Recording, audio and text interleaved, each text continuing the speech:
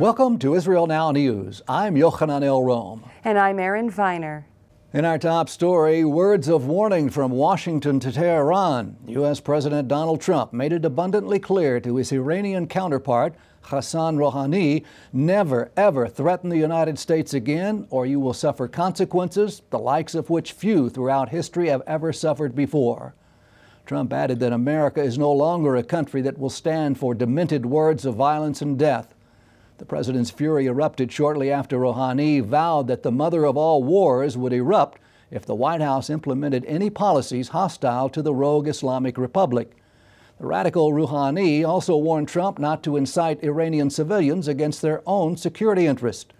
The red-hot rhetoric comes amid the launching of an apparent online campaign and public statements from the Trump administration aimed at encouraging Iranian citizens to pressure their leaders into halting nuclear development and the costly sponsorship of worldwide terror. Israel's ambassador to the United Nations praised President Trump for speaking directly to the Iranian people. Danny Danon said that neither the U.S. nor Israel has anything against the Iranian public, whom he described as good people being held hostage by the regime. Tensions between Jerusalem and Damascus escalated after the IDF downed a Syrian warplane that had penetrated Israeli-controlled airspace. 2 Patriot interceptor missiles were launched at the Russian-made Sukhoi jet after the pilot ignored repeated Israeli warnings and crossed 1 mile deep into Israeli territory. According to Syrian state media, the aircraft was conducting raids against rebel forces at the time of the incident. The Israeli army remains on high alert following greater activity by Syria's Air Force amid heightened internal fighting right on the Golan border. The Jewish state was devastated by the loss of a 20-year-old soldier murdered by Palestinian snipers. After raining hundreds of rockets on southern Israeli communities and burning thousands of acres of land, Hamas agreed to a ceasefire with Israel. But the truce did not stop the terror group from opening fire on a group of IDF soldiers, killing Staff Sergeant Aviv Levy. Hundreds of Jewish mourners attended the funeral for Levy, who served with the Givati Brigade. He was the first IDF fatality on the Gaza front since Operation Protective Edge back in 2014. U.S. Middle East peace envoy Jason Greenblatt issued a statement saying that America's thoughts and prayers were with the young man's family. He then blasted Hamas, saying, as Israelis work tirelessly on their northern border to treat Syrian refugees, Hamas works relentlessly to destroy Israeli lives and inflict suffering on the civilian population of Gaza. In related news, the IDF released footage of its dramatic overnight operation to evacuate 800 Syrian White Helmet volunteers through Israel to Jordan. Israeli soldiers helped the Civil Defense Rescue Group and their families to evade advancing loyalist forces of Syrian President Bashar al-Assad and slip over the border into the Hashemite kingdom to safety. Prime Minister Benjamin Netanyahu said that he green-lighted that mission at the request of U.S. President Donald Trump and other Western leaders. The White Helmets are first responders credited with saving 114,000 wounded civilians during years of airstrikes, bombing, and shelling attacks by Damascus and its allies. They were nominated for the Nobel Peace Prize in 2016 for often operating at great risk to their own lives. The group is now slated for resettlement in Britain, Canada, and Germany. Israel and the United States are scrambling to prevent Iran from withdrawing more than $350 million out of Germany's central bank. Both Washington and Jerusalem appealed to Berlin not to release the funds, stressing that they believe the money will be used to finance terrorism. Germany responded by saying there is no evidence to back up those claims, even though the Islamic Republic appointed a known criminal as its negotiator in the matter. The U.S. has already slapped the Iranian official, Ali Terzali, with personal sanctions for having previously transferred money to the Revolutionary Guard Corps and its elite Al-Quds Force terror militia.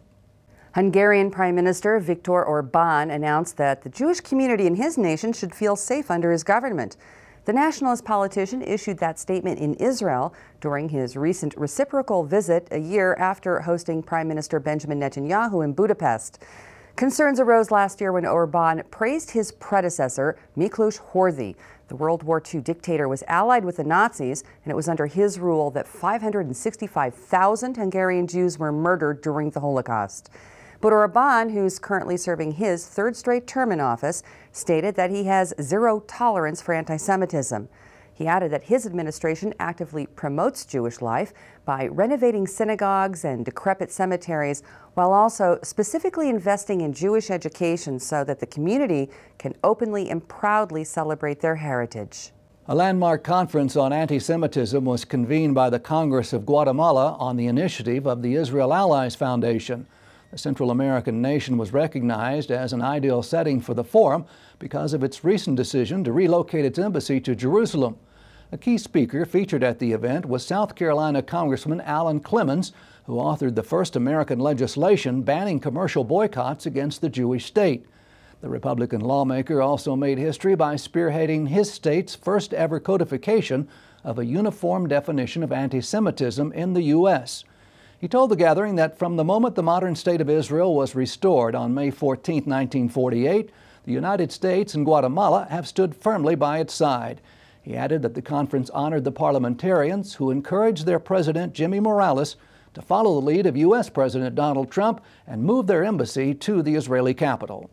The official television channel of the Palestinian Authority broadcast images of a fiery anti-American protest in Nablus.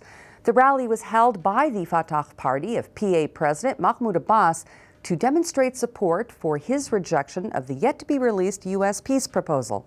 The Palestinian media watchdog organization reported that a giant doll representing U.S. President Donald Trump was brought out, hanging from a noose, and then ignited and burned before a cheering Arab mob. Notably, Mahmoud al-Alul, who is the current deputy and seen as the likely successor for Abbas, was seen flashing a V for Victory sign as Trump's effigy burst into flames. A member of a civilian observer mission in Hebron was dismissed after being caught slapping the face of a 10-year-old Jewish boy. The perpetrator was the Swiss legal advisor to TIPH, which stands for the so-called Temporary International Presence in Hebron, a pro-Palestinian group established back in 1994. The incident was captured on video, resulting in the observer being recalled by Bern. Switzerland's ambassador to Israel issued a letter of apology saying the action was totally unacceptable. Some 500 Jews currently live in the ancient biblical city, surrounded by 40,000 Arab residents. Over 100 Israeli high school students suffering the loss of at least one parent were the recipients of recent scholarships for academic merit. Jerusalem's Chief Rabbi Shlomo Amar presided over the ceremony, sponsored by the Kollel Chabad Social Services Organization in cooperation with the Barad family of New York and the Meromim Foundation. Selection was based on the students' outstanding performances and maintenance of high test scores throughout the year. Kollel Chabad also provides additional support to the parentless teenagers, including tuition payments and enrichment programs aimed at helping them to realize their full academic potentials. Another Israeli tech firm just scored a major success after being purchased by a leading American company. The customer relationship management company Salesforce.com Inc., known as SFDC, paid $800 million for Datorama Ltd. The Israeli-based marketing analytics company develops artificial intelligence-powered software, which was previously used for Amazon's voice-activated assistant, Alexa. Datorama was founded in 2012 by 3 Israeli entrepreneurs and has offices in 17 cities worldwide. SFDC released a statement saying that the deal to incorporate the Israeli data integration and Intel services into its marketing cloud product builds on its partnership with Google Analytics 360, as well as work on the artificial intelligence engine called Einstein. A 79-year-old Jewish worshiper had a close call when a 220-pound stone suddenly fell from Jerusalem's western wall and crashed at her feet. The Israel Antiquities Authority said the boulder may have been dislodged by erosion caused by vegetation or moisture in the ancient retaining wall. A security camera captured the rare occurrence. The footage showed the stone falling from a height of about 23 feet in a nearly vacant section of the wall adjacent to the main plaza, where visitors traditionally insert written prayers into crevices between the stones. Just a day earlier, worshipers had flocked to the Kotel to mark the fast day of Tisha B'Av. Aaron has more on this year's observance. Thanks, Yochanan. That's right. This past week, Jews around the world observed Tisha B'Av.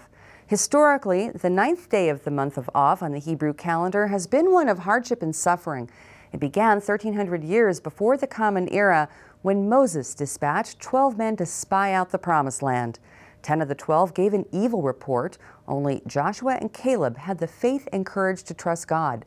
As a result of the Almighty's displeasure, that generation of Israelites wandered in the wilderness for almost 40 years and was not allowed to enter the Holy Land. The greatest tragedies that occurred on the 9th of Av included the destruction of both the first and second temples.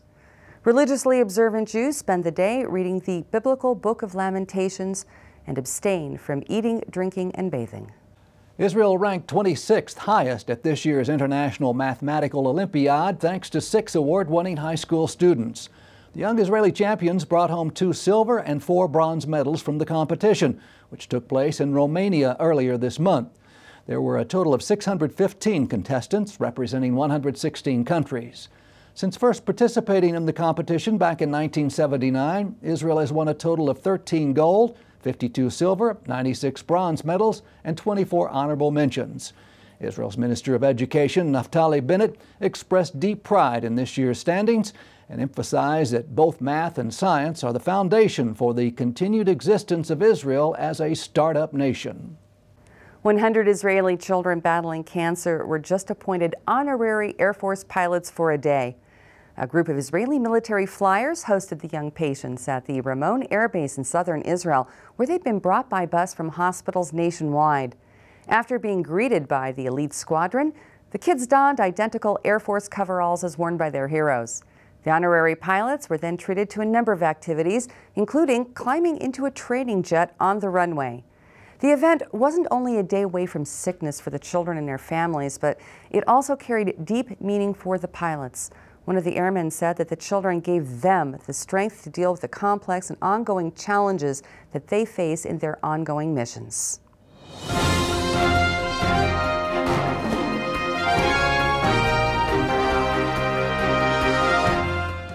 That concludes the news portion of our show. Stay tuned for Ask the Source with Josh Reinstein.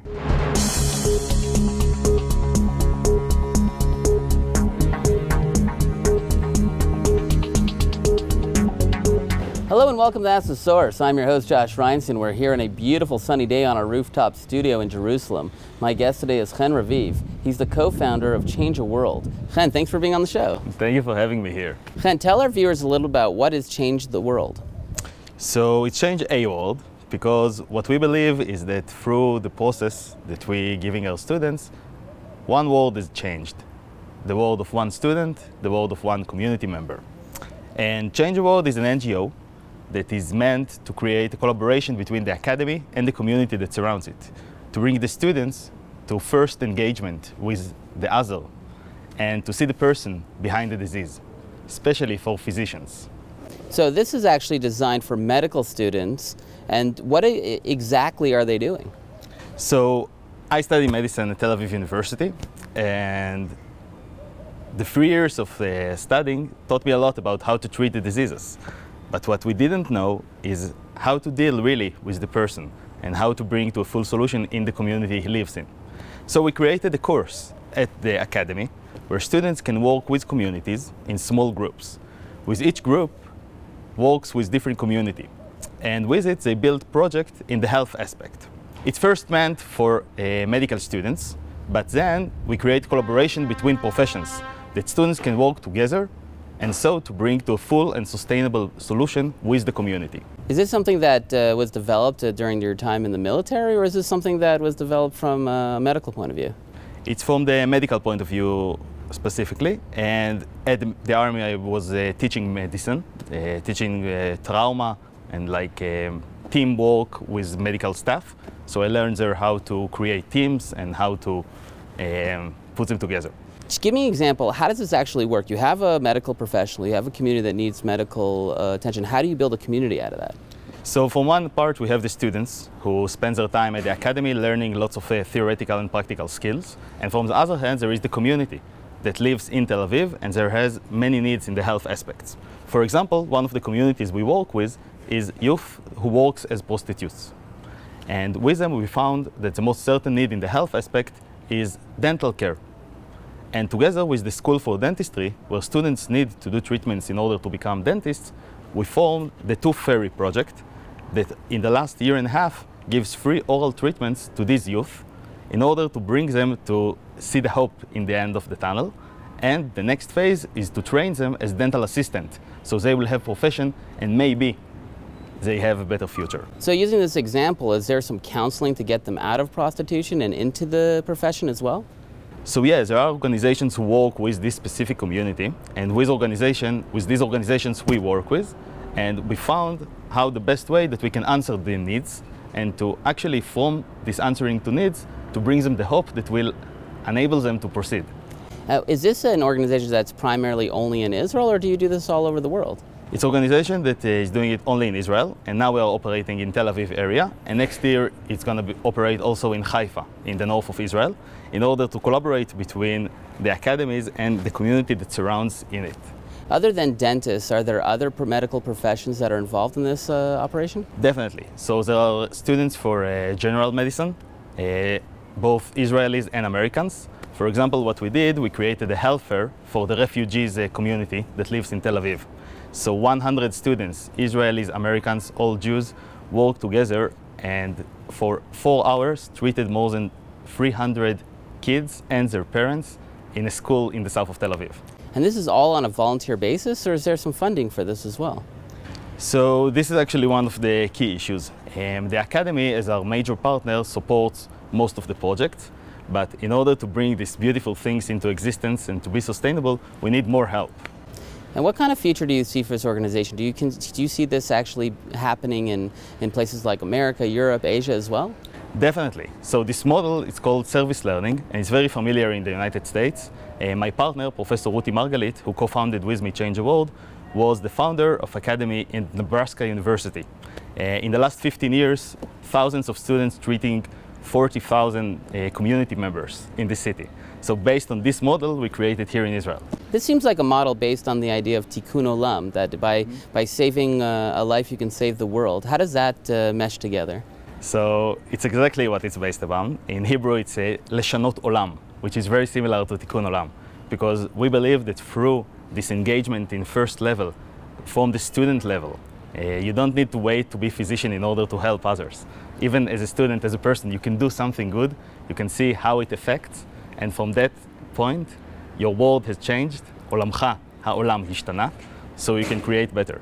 You know, we see around the world, whenever there's a disaster, Israel's the first on the scene. Why do you think Israelis believe that it's so important to help others, especially in the medical field? So when I was at the army, I helped create the hospital that flew to treat all the disasters around the world. It was an amazing experience, and I'm really attached by this of the Israeli society. I think it comes from the re'ut, which means the fellowship that we have as a society, as a culture, that we know that we have to support each other in order to survive. And so we do it to everyone, because to help is to do good. One of the stories that you never hear about is that we're actually helping Syrians who are caught in this horrible civil war, thousands of them in the Golan, and they're our enemy. Why are we helping our enemy through medical care? Because we as physicians, we learn one thing: you help humans. No matter what's their religion, what's their origin, where they're from, this is what we're here for. We treat every human being. And there are literally tens of millions of people watching this show. What message do you have for our viewing audience? Israel is doing lots of good, and Change the World, we are trying to bring the future generation to learn how to do good from their early stages. We really need the support of everyone who can help us in order to bring this into the society. So I would like to thank you all for watching us, and hoping that you will support us. Thank you, Chen, for being on the show. And thank you for tuning in to Ask the Source. I'm your host, Josh Reinstein. Now back to the studio.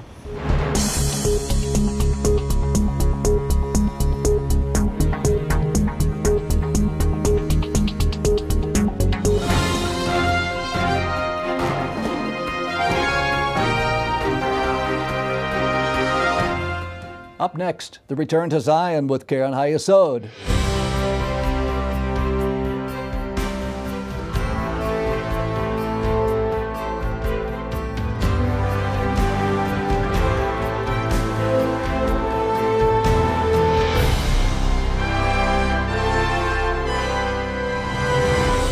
Shalom and welcome to the Return to Zion with Keren HaYesod.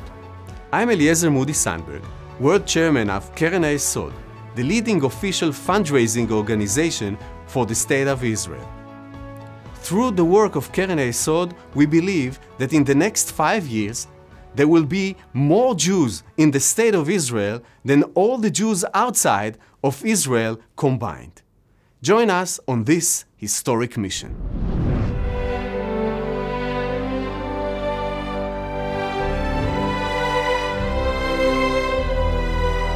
In just a few short years from now, for the first time since the destruction of the Second Temple, more Jews will once again be living in Israel than in the rest of the world combined.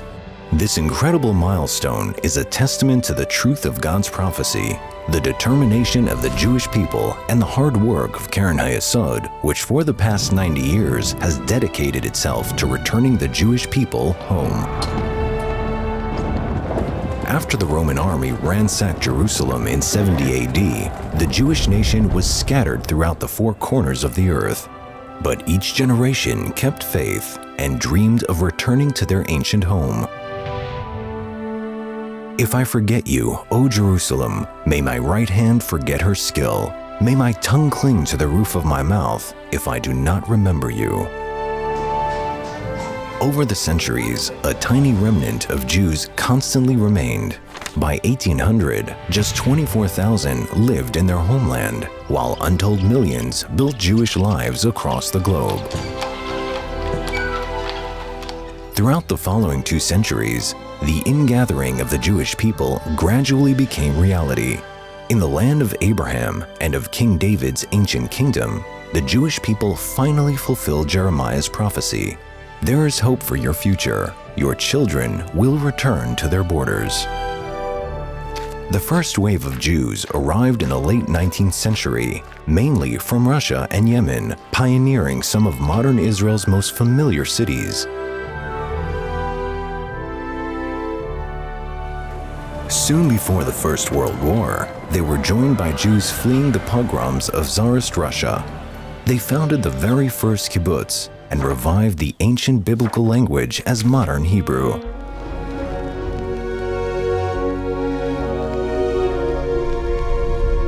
During the 1920s, as Europe was reshaped in the aftermath of war, Jews continued to find refuge in the Holy Land, fleeing from growing anti-Semitism. Crucial to these efforts was the work of Keren HaYesod supporters, who had galvanized Jewish communities and their friends across the world in an effort to see Jews return home.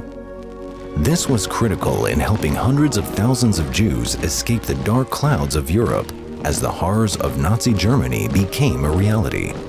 By the outbreak of World War II, the Jewish population of Israel had swelled to 250,000. This number swiftly grew during the late 1940s as the survivors of humanity's darkest hour headed to the only place they could call home. As the world reeled from the shock of Nazism, Jews were forced to flee persecution once more, this time from the Middle East and North Africa, with around 900,000 Jews expelled or forcibly removed from Arab countries between 1948 and 1970. They arrived destitute in the fledgling state of Israel, eventually playing a major role in its development.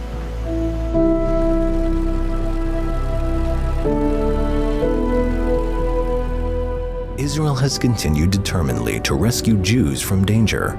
Tens of thousands of Ethiopian Jews were airlifted to safety in the 1980s and early 1990s. In the following years, as the Soviet Union collapsed, almost 1 million Jews made the journey to Israel. With the help of Keren HaYesod supporters, they have made new lives in the land of their forefathers.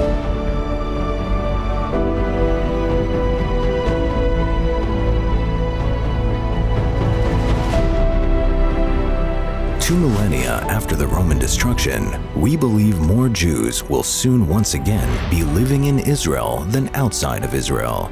They will be living in a thriving, independent Jewish state. Finally, as Zechariah predicted, old men and women will sit in the streets of Jerusalem, filled with boys and girls playing. Join us in making this dream a reality. Bible-believing Christians around the world have a role to play in the fulfillment of this biblical prophecy. Thus says the Lord God, Behold, I will lift up my hand to the nations and set up my standard to the peoples, and they will bring your sons in their arms, and your daughters will be carried on their shoulders.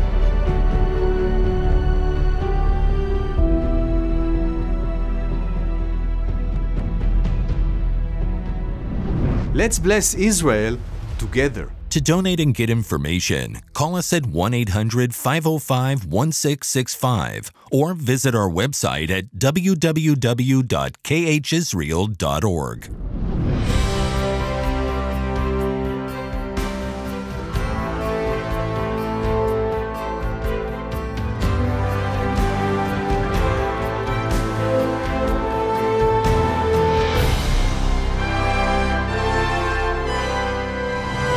The state of Israel is Jewish and democratic. I'm proud of the vibrant democracy we've built in our ancestral homeland.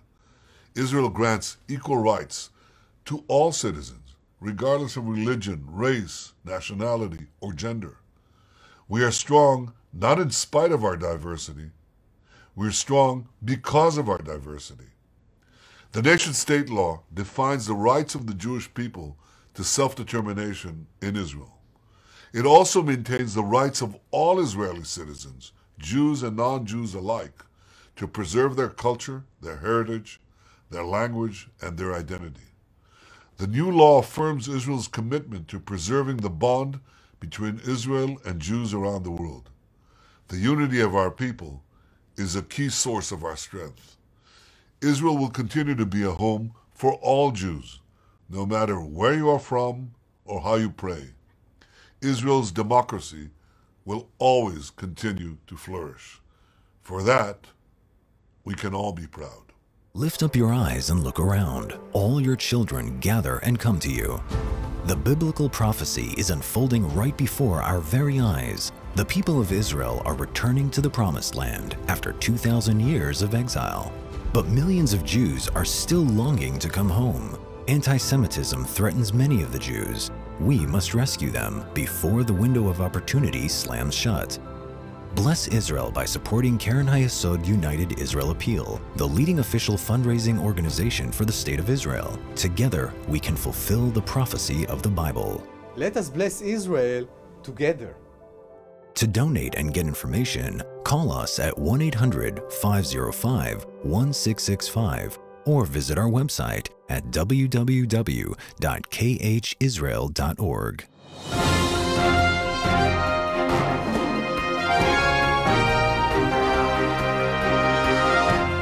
That's all for this edition of Israel Now News. I'm Yochanan El-Rom. And I'm Erin Viner, reporting from our studio in Jerusalem.